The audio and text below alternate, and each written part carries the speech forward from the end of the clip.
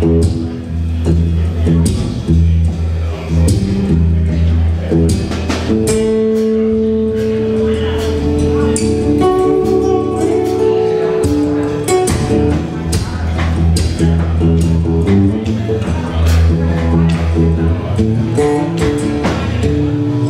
1795, Kamehameha threw an entire army off the cliffs of the Pali. Warriors clashed in duty. Newly acquired muskets made warfare deadly. Spears evolved to bullets. Faster than flesh can react. His men threw them all off. An army of 400 fighting an invasion from the Big Island. Bodies twisting and flailing in fear or prayer or both. They fell 1,000 feet. In the end, they were close to 1,000 feet, connected to close to 1,000 legs, twisted and bent in prayer form with faces frozen in fear, or broken, like the commandments of a forgotten faith. What must it feel like to fall like that? To be pushed so close to the edge, to be wrapped so near the rim of existence, you take a step, like those trapped in twin towers, choosing to leave to escape the heat. When does the soul leave the body?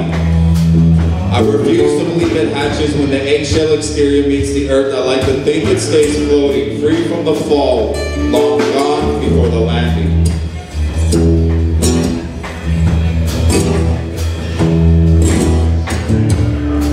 See, some people fall from their cliffs, and some jump. How could fleeing something living seem so easy? We assure ourselves Matt Eagle was crazy when he tossed that little toddler from the freeway overpass.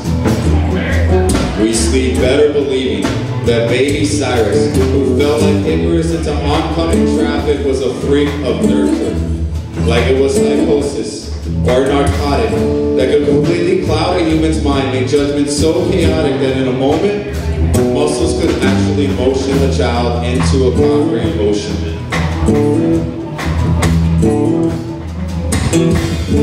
In 2008, a YouTube post revealed a Kamehameha Marine, born in Seattle, throwing a defenseless puppy off an Iraqi cliff.